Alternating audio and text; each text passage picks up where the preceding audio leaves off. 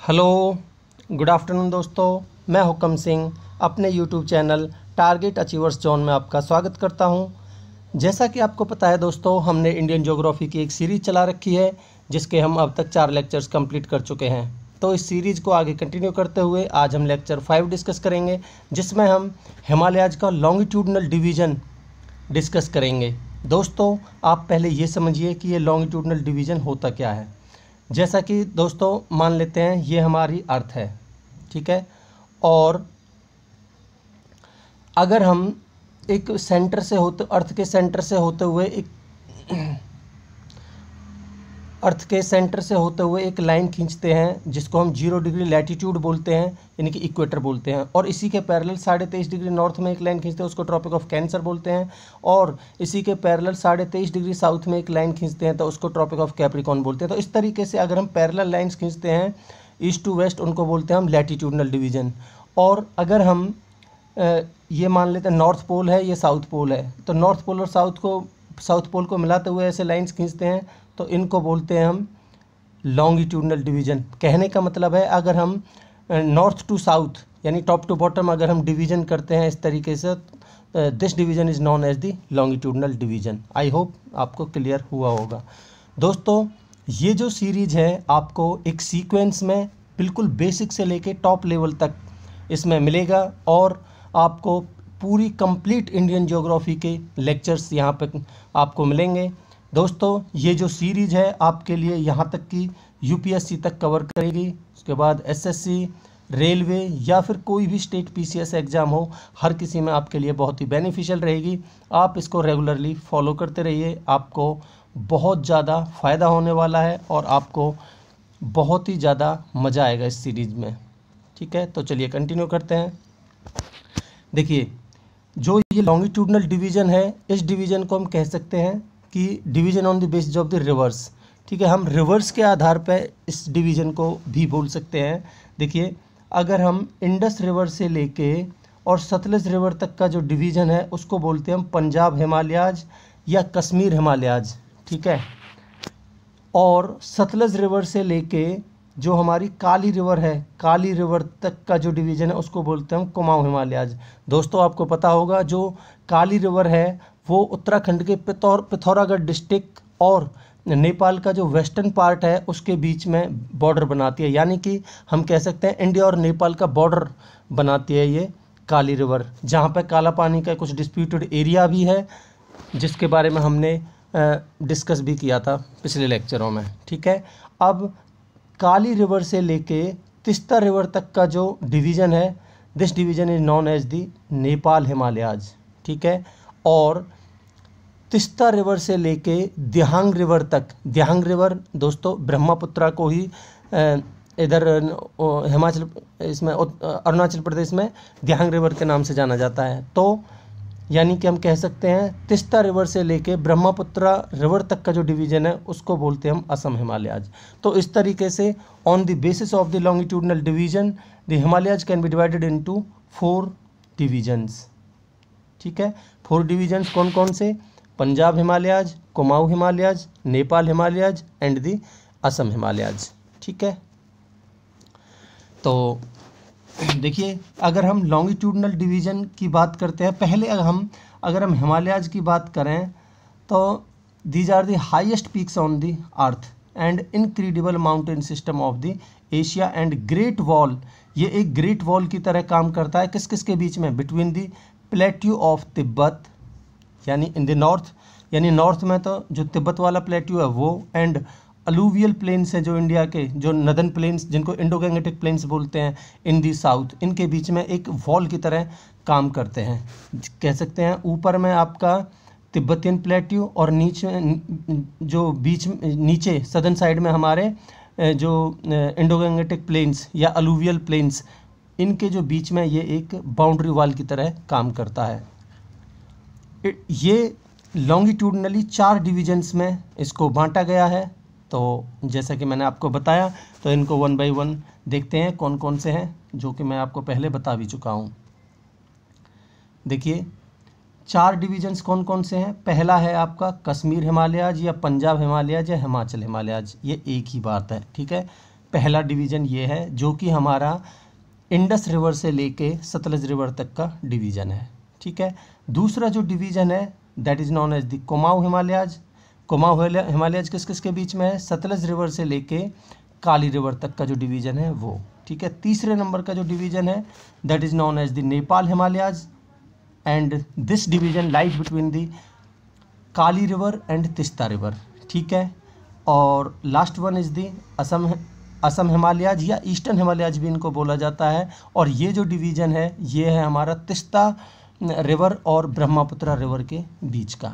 ठीक है, देखिए आप अगर इस मैप की सहायता से थोड़ा समझने की कोशिश करें तो इसमें मैं आपको कुछ पॉइंट्स बताऊंगा। देखिए, जो हमारे पंजाब हिमालयाज और कुमाऊँ हिमालयाज वाले जो हिस्सा है उन दोनों को मिला के हम वेस्टर्न हिमालयाज बोलते हैं। ठीक है, और इनमें आपको मिलेंगी नागतिब्बा, मसूरी रेंज, इन्हीं में मिलेंगी। इसके बाद जो हमारी नेपाल वाला हिस्सा है, जो नेपाल हिमालयाज है, इसको हम यहाँ पे जो रेंज है इसको बोलते हैं महाभारत लेक, महाभारत रेंज। ठीक है, और यहाँ की जो हिल्स हैं वो आपको चूरिया घाट हिल्स के नाम से इनको जाना जाता है। ठीक है, तो इनको सेंट्रल हिमालयाज के नाम से भी जाना जाता है। इसके बाद जो last one is the eastern Himalayas, इनमें हम पूर्वांचल को भी इंक्लूड कर सकते हैं। ठीक है, तो जो ईस्टर्न हिमालयाज हैं इनमें आपको पता ही होगा, ईस्टर्न हिमालयाज को हम असम हिमालयाज भी बोलते हैं। इनमें आपको पता होगा जो हमारी हिल्स के नाम हैं दैट इज़ डफला, मिरी, अभोर, मिसमी।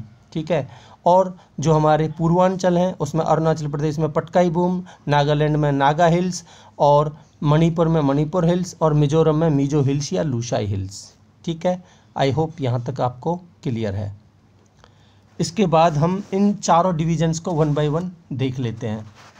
ठीक है, तो जो हमारा कश्मीर हिमालयाज है या पंजाब हिमालयाज है या हिमाचल हिमालयाज है, this division lies between the कौन कौन सी रिवर्स के बीच में? Between the Indus and the Sutlej river. Indus गार्ज और सतलज गार्ज है उनके बीच में। और ये जो डिस्टेंस है इस डिवीज़न की दैट इज़ 560 किलोमीटर्स लॉन्ग, और जो विड्थ है दैट इज़ 320 किलोमीटर्स वाइड। ठीक है, इट है जास्कर रेंज फॉर्मिंग दी नदर्न बाउंड्री, यानी नॉर्थ में हम देखेंगे तो northern boundary, and Shivaliks in the southern boundary कह सकते हैं। देखिए, जो हमारा ट्रांस हिमालयाज वाला हिस्सा था उसमें मैंने आपको समझाई थी कौन कौन सी 3 रेंजेस थी, बताइए। ट्रांस हिमालयाज में हमारी 3 रेंजेस थी, कौन कौन सी? कराकोरम, लद्दाख और जास्कर। और जो हमारे मेन हिमालयाज थे, मेन हिमालयाज में कौन कौन सी रेंजेस थी? मान लेते हैं ये हमारी मेन हिमालयाज हैं, इनमें 3 रेंजेस थी, कौन कौन सी? इनमें 3 रेंजेस थी हमारी ग्रेटर हिमालयाज, मिडिल या लेसर हिमालयाज और शिवालिक्स। तो ये जो कश्मीर हिमालयाज या पंजाब हिमालयाज या हिमाचल हिमालयाज का जो डिवीज़न है दिस लाइज बिटवीन दी, ये जो हमारी जास्कर रेंज है ट्रांस हिमालयाज की ये, और शिवालिक रेंज है मेन हिमालयाज की ये, इनके बीच वाला जो एरिया है this is known as the Kashmir Himalayas या पंजाब हिमालयाज। ठीक है, आई होप यहाँ तक आपको क्लियर होगा। इसके बाद the region with ridge and valley topography, यहाँ की जो टोपोग्राफी है यहाँ पे आपको रिज भी मिलेंगी और वैलीज भी मिलेंगी। कहने का मतलब है आपको टॉप चोटियाँ भी मिलेंगी और कुछ वैलीज भी मिलेंगी, खाई भी मिलेंगी। ठीक है, और जो कश्मीर वैली है, आप मुझे ये बताइए जो कश्मीर वैली की मैंने आपको लोकेशन बताई थी, ये कौन कौन सी 2 माउंटेन रेंजेस के बीच में लाई करती है? आप मुझे कमेंट सेक्शन में बताइए, मैं पिछले लेक्चर्स में आपको बता भी चुका हूँ। ठीक है, तो ये सिंक्लाइन बेसिन फॉर्म करती है। दोस्तों, मैं सिंक्लाइन भी आपको समझा चुका हूँ पिछले लेक्चर्स में, एक बार फिर बता देता हूँ। जिस तरीके से, जैसे मान ले जो हमारे सेडिमेंट्स के द्वारा जो डिपॉजिट्स इकट्ठे हुए थे, तो वहाँ पे जब इस तरीके से इनमें कंप्रेशन हुआ था, तो कंप्रेशन होने के बाद जब ये जो डिपॉजिट्स हैं वो फोल्ड हुए और ऊपर की तरफ उठे, तो इस तरीके से कुछ इनकी फॉर्मेशन हुई। तो यानी कि जो नीचे जो धंसा हुआ हिस्सा है इसको बोलते हैं हम सिंक्लाइन। ठीक है, और जो ऊपर उठा हुआ हिस्सा है जिससे हिमालयाज की फॉर्मेशन हुई, इसको बोलते हैं हम एंटीक्लाइन। ठीक है, तो जो धंसा हुआ हिस्सा है इससे वैलीज की फॉर्मेशन होगी, और जो ऊपर उठा हुआ हिस्सा है इससे हिल्स की फॉर्मेशन होगी। तो ये वाला हिस्से से जो फॉर्मेशन हुई है ये सिंक्लाइन के, यानी कि ये सिंक्लाइन बेसिन है जो कश्मीर वैली है, ये इसी का एग्जाम्पल है। ठीक है, which have been formed by the lacustrine deposits. Lacustrine deposits के बारे में भी दोस्तों मैं पिछले लेक्चर्स में आपको बता चुका हूँ। यानी कि जो हमारी लेक्स थी उनके अंदर जो रिवर्स के द्वारा बहाकर लाए गए सेडिमेंट्स धीरे धीरे जमा होते गए, और वो जो डिपॉजिट्स थे उस लेक्स को भर के उनको वैली बन गई, तो इसी को हम लैकस्ट्राइन बोलते हैं। ठीक है, और ये जो झेलम रिवर है वो इसी जो ये लैकस्ट्राइन डिपॉजिट्स किसके द्वारा लाए गए थे, झेलम रिवर के द्वारा।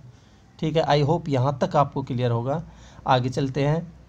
It has a number of bow lakes, ox bow lakes. यहाँ ऑक्स बोलेक्स मिलेंगी आपको, कौन कौन सी, जिनके एग्जाम्पल हैं लाइक वूलर लेक, डल लेक एट्सेट्रा। अब आप ये समझिए कि ये ऑक्स बो लेक क्या है।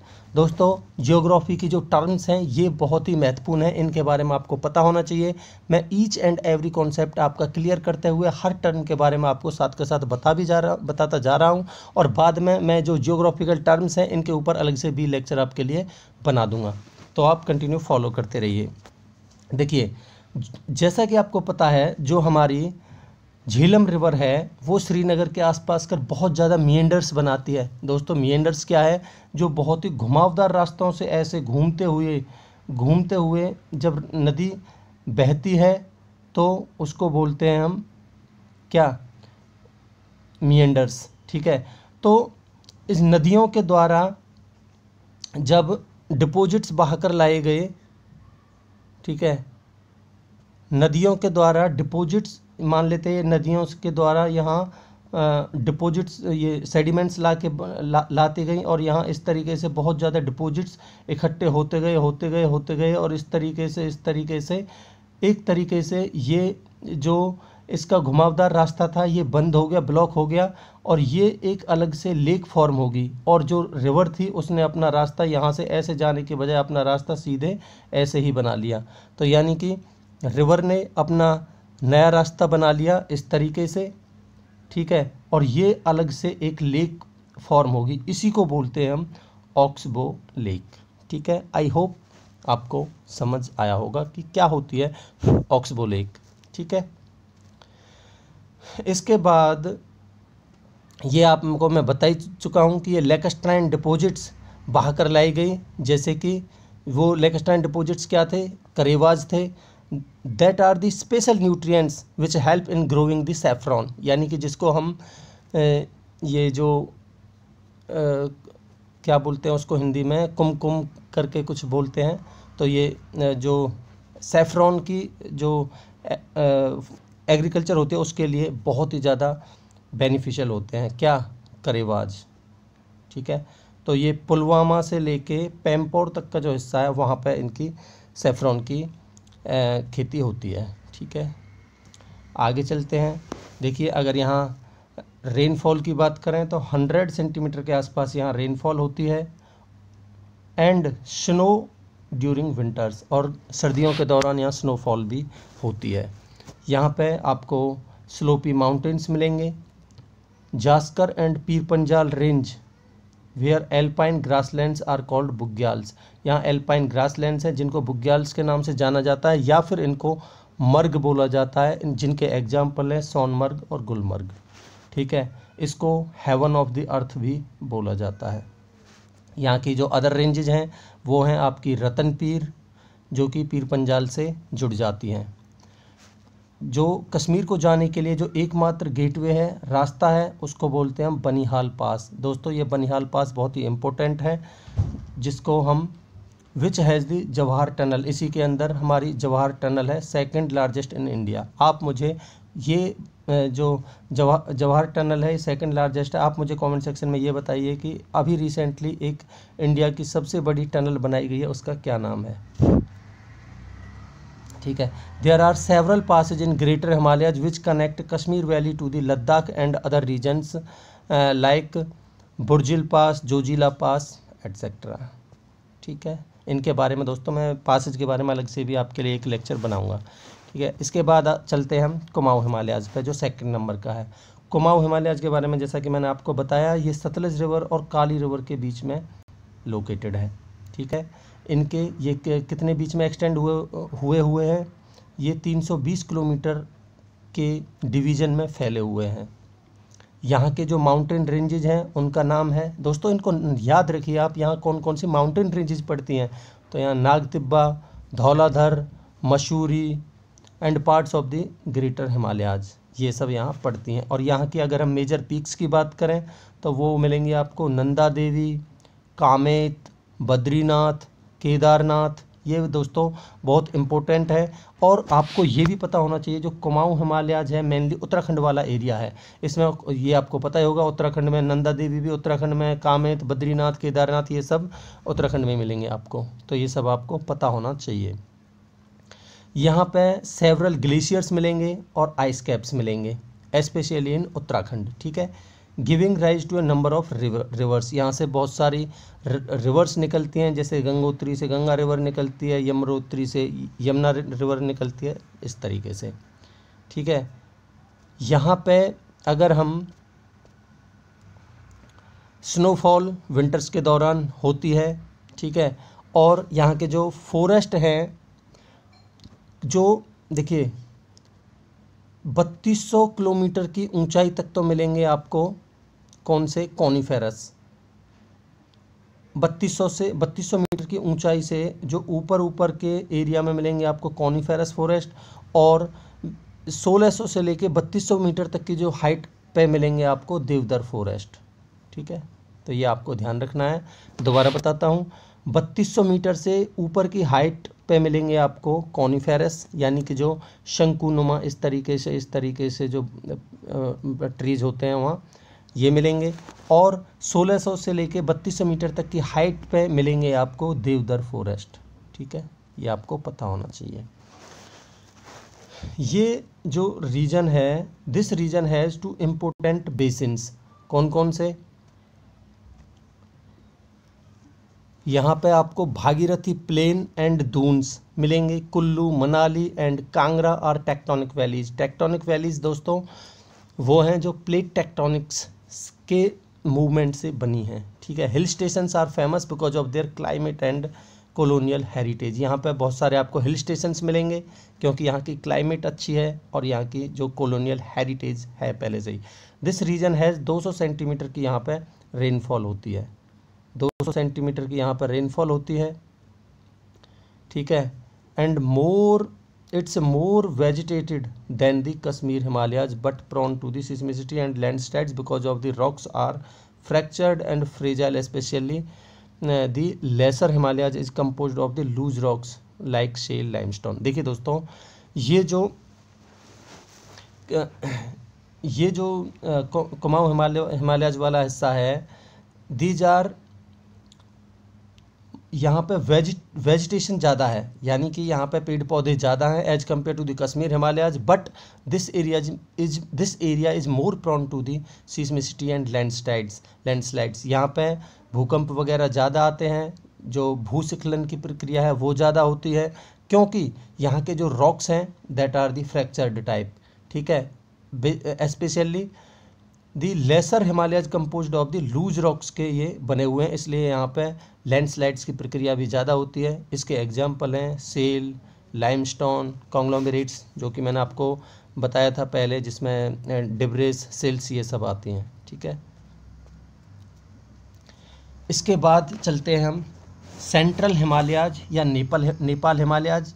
जैसा कि मैंने आपको बताया, जो इनका एक्सटेंशन है वो कहाँ से कहाँ तक है, काली रिवर से लेके तिस्ता रिवर तक, ठीक है। काली रिवर से लेके तिस्ता रिवर तक, तो Kali in the west and Teesta in the east, और ये 800 किलोमीटर लंबाई की डिवीज़न है। वर्ल्ड फेमस पीक्स इसी रेंज में मिलेंगे आपको, जैसे कि माउंट एवरेस्ट, जिसको नेपाल में सागरमाथा के नाम से जाना जाता है, Kanchenjunga, most of the part of it lies in the Sikkim and remaining part lies in the Nepal, ठीक है। इसके बाद मकालू, अन्नापूर्णा, गोसाइनथन एंड धौलागिरी, यहाँ पे लोकेटेड हैं। ठीक है, lesser Himalayas, the lesser Himalaya is known as the Mahabharat lake. ठीक है, मैंने बताया आपको पिछले लेक्चर्स में भी, लेसर हिमालयाज का जो पार्ट है नेपाल में उसको हम महाभारत रेंज या महाभारत लेक के नाम से जानते हैं। The range is crossed by the reverse, ये जो रेंज है महाभारत रेंज है दैट इज कट और क्रॉस्ड बाय द रिवर्स। कौन कौन सी रिवर, जैसे कि घाघरा है, गंडक है, कोशी है, एट्सेट्रा। ठीक है, between the great and the laser Himalayas there are Kathmandu and Pokhara lacustrine valleys. ठीक है, लेकस्ट्राइन वैलीज के बारे में दोस्तों मैं इसी लेक्चर में पहले बता चुका हूँ और मैं पिछले लेक्चर्स में भी बता चुका हूँ। ठीक है, तो आपको पता होना चाहिए लेकस्ट्राइन वैलीज कौन सी होती हैं। तो यानी कि जो हमारे नॉर्थ में हैं हमारे ग्रेटर हिमालयाज, उसके बाद मिडिल या लेसर हिमालयाज और नीचे शिवालिक्स। तो ये ग्रेटर हिमालयाज और जो मिडिल हिमालयाज है इनके बीच में हमारी नेपाल वैली और पोखरा वैली, ये लेकस्ट्राइन वैलीज के एग्जाम्पल हैं, ये यहाँ पाई जाती हैं। ठीक है, अगर हम जैसे ही नेपाल हिमालयाज के बाद इनको क्रॉस करते हैं तो ईस्ट में जाके ये इतनी ज़्यादा सक्रिय हो गई हैं कि ग्रेटर हिमालयाज, मिडिल हिमालयाज और शिवालिक्स बिल्कुल आपस में सक्रिय हो गए हैं और इनको डिफ्रेंशिएट कर पाना बहुत मुश्किल है इन दी ईस्टर्न साइड। ठीक है, इसके बाद आप कुछ पीक्स को देख सकते हैं, जैसे कि धौलागिरी है। ठीक है, आप इनको वेस्ट टू ईस्ट अरेंज भी कर सकते हैं इस तरीके से। ठीक है, इसके बाद अन्नापूर्णा, इसके बाद मनासलू, इसके बाद गणेश, इसके बाद शीशा पंगमा, इसके बाद गौरी शंकर, इसके बाद चोयू, इसके बाद एवरेस्ट और लोत्से, इसके बाद मकालू और इसके बाद कंचनजंगा। तो दोस्तों आपको इनका वेस्ट टू ईस्ट एक्सपेंशन भी पता होना चाहिए, अरेंजमेंट पता होना चाहिए। अगर पेपर में west to east, east to west arrange करने के लिए बोलता है तो आपको पता होना चाहिए। दूसरा, आपको हाइट के हिसाब से इंक्रीजिंग या डिक्रीजिंग ऑर्डर भी पता होना चाहिए। ठीक है, तो आप मैप उठाइए, वहाँ से नोट कीजिए। ठीक है, बाकी मैं आपको समझा ही रहा हूँ, आप देख सकते हो। इसके बाद last one are the Assam Himalayas या ईस्टर्न हिमालयाज। ठीक है, इनकी जो लेंथ है that is 750 kilometres long and located between किस किस के बीच में, मैंने आपको बताया, Teesta river in the west and Brahmaputra river in the east, जिसको हम दिहांगार्ज भी बोलते हैं इन दी ईस्ट। ठीक है, eastern Himalayas occupy mainly the areas of the Arunachal Pradesh और भूटान का एरिया ये ऑक्यूपाई करते हैं। कौन, असम हिमालयाज या ईस्टर्न हिमालयाज। ठीक है, the Greater Himalayas are in identifiable at lesser and Shivaliks are inseparable in many parts, जो कि मैं आपको पहले बता ही चुका हूँ। Longitudinal valleys are narrow and rainfall is greater than 200 centimetre, यहाँ रेनफॉल ज़्यादा है, 200 सेंटीमीटर से ज़्यादा है। दोस्तों एक चीज़ ध्यान रखिए, अगर हम ईस्ट साइड से वेस्ट साइड की तरफ मूव करेंगे तो जो हमारा फॉरेस्ट कवर की जो डेंसिटी है वो डिक्रीज होती जाएगी और जो हमारा रेनफॉल है वो भी डिक्रीज होती जाएगी as we move from east to west. ये दोस्तों बहुत इंपॉर्टेंट पॉइंट है, ये आपको याद रखना है। ठीक है, देखिए Assam Himalayas so a marked dominance of किस चीज़ का, fluvial erosion due to heavy rainfall. देखिए यहाँ रेनफॉल ज़्यादा होती है तो ऑब्वियस सी बात है यहाँ पे जो फ्लूवियल सॉइल है उसका इरोजन ज़्यादा होगा, यानी कि जो मृदा अपरदन है, जो उपजाऊ मिट्टी है उसका मृदा अपरदन बहुत ज़्यादा होता है यहाँ due to the heavy rainfall. ठीक है, यहाँ पे ice caps, glaciers were not found, नहीं पाए जाते, क्योंकि because it is close to the tropics, यानी जो ट्रॉपिक्स का एरिया है उसके ये नज़दीक है। क्योंकि आपको पता है जो हमारी ट्रॉपिक ऑफ कैंसर है वो हमारी मिजोरम त्रिपुरा से होके पास होती है, that are the parts of the eastern states of India. ठीक है, नॉर्थ ईस्टर्न स्टेट्स बोल सकते हैं। इसके बाद डेंसली फॉरेस्टेड हैं, ये डेंसली फॉरेस्टेड होने के बावजूद भी यहाँ लैंडस्लाइड्स होती है, यानी कि जो मिट्टी उखड़ के भूस्खलन होता है, यानी भूमि जो बह के जाती है पानी के साथ में, उसको बोलते हैं हम और दोस्तों यहाँ पे अर्थक्वेक्स वगैरह बहुत ज़्यादा आते हैं। क्यों? क्योंकि यहाँ जो रॉक्स हैं that are of the fractured type. ठीक है, यहाँ ट्राइब्स बहुत ज़्यादा देखने को मिलेंगी, इनहेबिटेड बाई ट्राइब्स, यहाँ ट्राइब्स रहते हैं। ट्राइब्स बोले तो दोस्तों जो हमारे हिल्स के नाम हैं जैसे डफला, मिरी, अभोर, मिसमी, ये सब यहाँ लोकल ट्राइब्स के नाम भी हैं। ठीक है, the names of the ranges are synonymous with the tribes, जैसे कि मैंने बताई दिया आपको।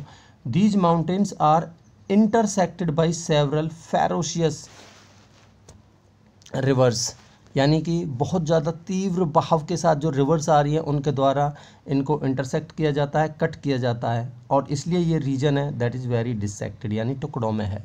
ठीक है दोस्तों, आप इस मैप के माध्यम से देख सकते हैं जो हमारे ईस्टर्न हिमालयाज हैं, मान लेते हैं ये हमारा तिस्ता रिवर है और ये हमारा ब्रह्मपुत्र रिवर है, तो इन्हीं के बीच में ये एरिया लाई करता है। तो आप देख सकते हैं असम हिमालयाज या ईस्टर्न हिमालयाज के जो हिल्स हैं, मैं पिछले लेक्चर्स में भी इनके बारे में बता चुका हूँ। देखिए अरुणाचल प्रदेश में मिलेंगे आपको डफला, मिरी, अभोर, मिसमी हिल्स। इसके बाद जो हमारा पूर्वांचल वाला हिस्सा है उसमें मिलेंगी आपको कौन कौन सी हिल्स? देखिए आपको पता है अरुणाचल प्रदेश में मैंने बताया आपको पटकाई बूम, उसके बाद नागालैंड में नागा हिल्स, इसके बाद मणिपुर में मणिपुर हिल्स, इसके बाद मिजोरम में मिजो हिल्स या लूशाई हिल्स। दोस्तों मैंने एक चीज़ और बताई थी आपको पिछले लेक्चर में कि हमारी जो नागालैंड है और मणिपुर है, इन दोनों नागा हिल्स और मणिपुर हिल्स के बीच में एक रेंज पाई जाती है जिसको हम बोलते हैं ब्रेल रेंज। ठीक है, ये आपको पता होना चाहिए। इसके बाद असम की एक रेंज है मिकिर हिल्स, ये आपको पता होना चाहिए। इसके बाद जो हमारा पेनिनसुलर रीजन है, ठीक है, जो प्लेट्यू वाला रीजन है उसका ही एक्सटेंशन है ये जो हमारा मेघालय प्लेट्यू है, जो कि 3 रेंजेज का, 3 प्लेट्यूज का बना हुआ है। कौन कौन से? गारो, खासी और जैंतिया हिल्स। ठीक है दोस्तों, जो दुनिया का सबसे ज़्यादा वर्षा वाला स्थान है मासिनराम, वो यहीं लोकेटेड है खासी हिल्स पे। ठीक है, जो कि हमारा मेघालय प्लेटू में है, यानी खासी हिल्स में है। ठीक है, तो ये आपको पता होना चाहिए। आई होप आपको क्लियर हुआ होगा यहाँ तक। और पूर्वांचल के बारे में दोस्तों मैं अभी आपको बता ही चुका हूँ मैप के माध्यम से। ये geological considered the part of the Himalayas. ठीक है, और ये जो हमारे, मैं आपको समझाता हूँ, जो हमारे हिमालयाज हैं वो दियांग गार्ज के बाद इस तरीके से साउथवर्ड मूव हो जाते हैं, शिफ्ट साउथवर्ड यानी घूम जाते हैं। तो इन्हीं ये हिमालयाज का ही हिस्सा है। और ये जो हमारा म्यांमार है उसमें भी चले जाते हैं। म्यांमार में इनको अराकान योमा के नाम से जाना जाता है, और इंडिया के डिफरेंट स्टेट्स में इनको डिफरेंट नाम से जाना जाता है, जैसा कि मैंने आपको बता ही दिया।